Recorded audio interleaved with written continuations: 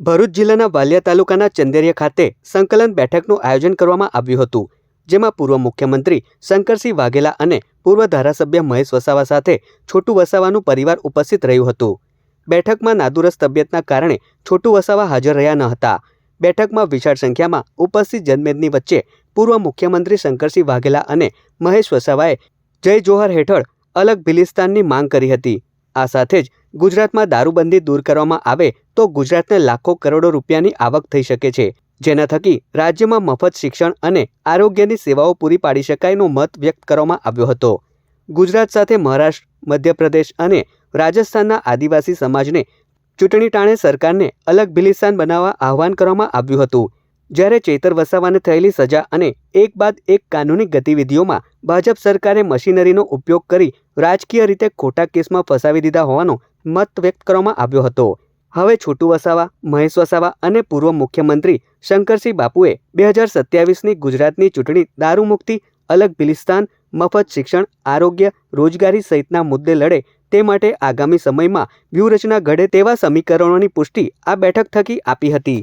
થોડા દિવસ પહેલાં આપણા છોટુભાઈ વસાવા, એમના દીકરા મહેશભાઈ વસાવા, પૂર્વ ધારાસભ્ય, એમની સાથે મળવાનું બનેલું ગાંધીનગરમાં. અને એ વખતે છોટુભાઈ સાહેબ સાથે વાત થઈ કે જે કંઈ ભિલિસ્તાની મુવમેન્ટ છે એને આગળ વિચાર કરવા માટે જે ટાઈગર સેના એમની ચાલે છે, એમનું હેડક્વાર્ટર જ્યાં અત્યારે એની મિટિંગમાં આપણે આ વાત કરી રહ્યા છીએ, તો મળવાનું થાય તો સારું. એટલે એ દિવસે આજે અહીં મળવાનું નક્કી થયેલું. એના અનુસંધાનમાં આવ્યા છે. દેશમાં એડમિનિસ્ટ્રેશન જેટલું ડિવાઇડેડ હોય, ડિસેન્ટ્રલાઇઝ એડમિનિસ્ટ્રેશન, ડિસેન્ટ્રલાઇઝ ઇકોનોમી એ સરકાર માટે, સમાજ માટે સારું.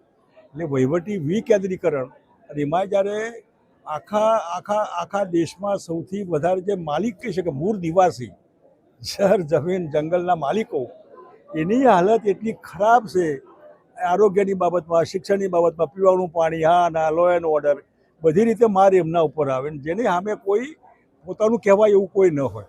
એવા ઠેકાણે જો આ ભિલિસ્તાન બને, જોહાર પ્રદેશ બને, આદિવાસી પ્રદેશ બને, તો એ પ્રદેશમાં ગુજરાત, મધ્યપ્રદેશ, રાજસ્થાન અને મહારાષ્ટ્ર આ વિસ્તારની 58-60 વિધાનસભાની બેઠકો થાય. પેલું ગુજરાત 27 બેઠકોનું માલિક છે. બીજી 10 બેઠકો આદિવાસી સમાજ ધારે એને જીતાડી શકે એવી તાકાત છે એનામાં. અને એ કમિટમેન્ટ આપે જે સરકાર બને એ, કે અમે એસેમ્બલીમાં આનો ઠરાવ કરીને રાષ્ટ્રપતિને મોકલી આપીશું કે ભિલિસ્તાનની વાત જે કહી છે એમાં આની હિમાયતી છે. એ સમાજ મધ્યપ્રદેશ પર દબાણ કરે કે તમે બી ઠરાવ કરો, કે મત નહીં આપીએ. એવું રાજસ્થાનમાં તો 2 MP જીત્યા હમણાં ગઈ લોકસભામાં, એવું મહારાષ્ટ્રમાં પણ. તો એના લીધે આખા સમાજની અલગ દુનિયા. તમે આજે તમે બિહારથી અલગ પડ્યા પછીનો પ્રદેશ એનો વિચાર કરો. એરપોર્ટનું નામ બિરસા મુંડા એરપોર્ટ, ઝારખંડ આખું ઝારખંડ ટ્રાઇબલ બની ગયું છે. એનું ડેવલપમેન્ટ તમે જુઓ. તમે છત્તીસગઢ અલગ બન્યું, એનું તમે ડેવલપમેન્ટ જુઓ. હરિયાણાનું ડેવલપમેન્ટ તમે જુઓ, હિમાચલનું તમે જુઓ. તો જો અલગ ભિલિસ્તાન બને, ઘણી તકલીફ પડે, કદાચ મહારાષ્ટ્રને, ગુજરાતે તકલીફ પડે, પણ તે તકલીફના આધારે એક સમાજને આખી દુનિયા બદલાય છે. એમની આખી ભાવિ પેઢી માટે, બીજા ત્રીજા માટે એક આખી દુનિયા બદલીને પોતે પોતાના પ્રશ્નોના માલિકને એનો જવાબ એમને જ આપવાનો છે એવું માનીને અલગ ભિલિસ્તાન બને એનો હું હિમાયતી છું. અને હું ટ્રાઇબલ સમાજને અપીલ કરવા આવ્યો છું, તમે પણ કોઈ જાતના યુએન ક્રાય વગર કે લેકર રહેંગે ક્યાં સમજતે, કોઈ ભાજપ, કોંગ્રેસ, કોઈ પાર્ટી નહીં. અમે અમારું ભિલિસ્તાન એની જે ટેકો આપે એ અમારો. અને એના માટે તમારે વિધાનસભામાં ઠરાવ કરીને મોકલી આપો. એના માટે યુથમાં એના બધા જુવાન આદિવાસી જે એગ્રેસિવ હોય છે બધા કે અમારે, અને એના માટે અમે ઘણા બધા મિત્રોને મળવાનું પણ મારે બન્યું.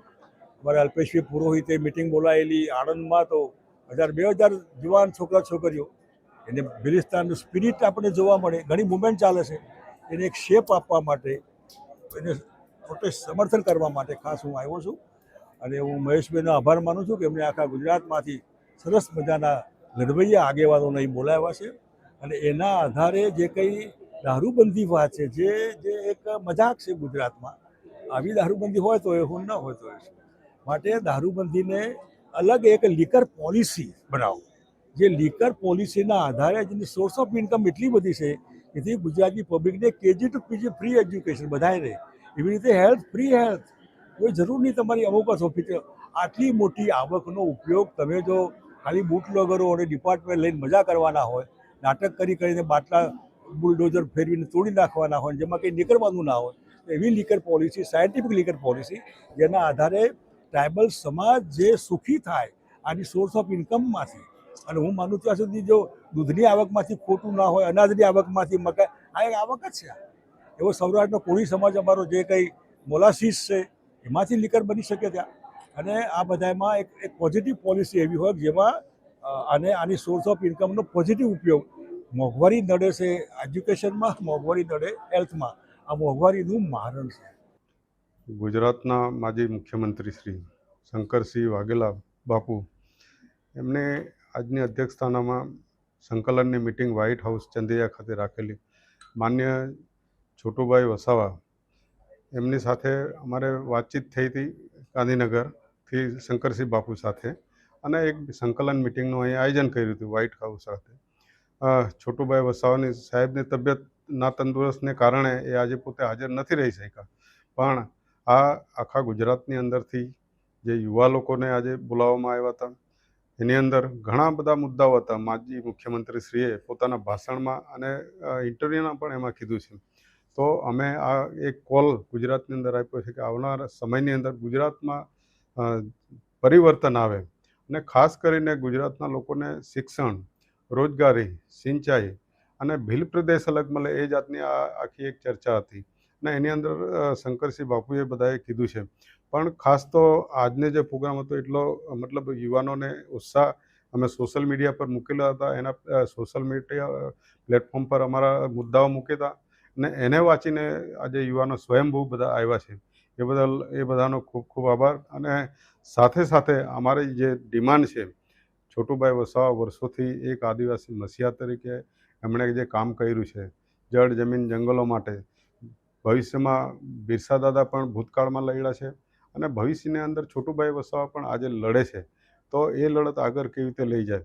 1995ની અંદર માન્ય શંકરસિંહ બાપુ જ્યારે મુખ્યમંત્રી હતા ત્યારે છોટુભાઈ વસાવા પણ એમની સાથે ધારાસભ્ય તરીકે હતા, અને ગુજરાત પેટર્ન તરીકે પહેલાં મહારાષ્ટ્ર પેટર્ન હતી એ આખું મોડલ ઉઠાવીને ગુજરાત પેટર્ન લાગુ કરાવી.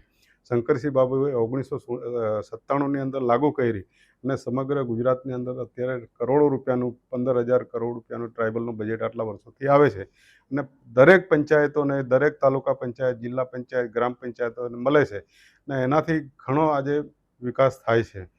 અને એ લડતને આગળ લઈ જાઓ. શિડ્યુલ 5, શિડ્યુલ 6, પૈસા 1, અને આવનારા સમયની અંદર રૂઢિગત ગ્રામ સભાઓ મારફતે પણ જે ટ્રાઇબલની અંદર જે ખનિજોની જે લૂંટ ચાલી રહી છે, ખનિજો હોય, પાણી હોય, જંગલ હોય, રેતી હોય, પથ્થર હોય, સિલિકા હોય, એ ટ્રાઇબલને કોઈ, એ પોતે માલિક છે, આદિવાસી માલિક હોવા છતાં બી આજે એનો ખનિજ બીજા લોકો લૂંટીને લઈ જાય છે. આજે આ લોકો એની અંદર મજૂરી કરે છે. તો એમની આ અમારી મુદ્દાસર લડત રહેશે.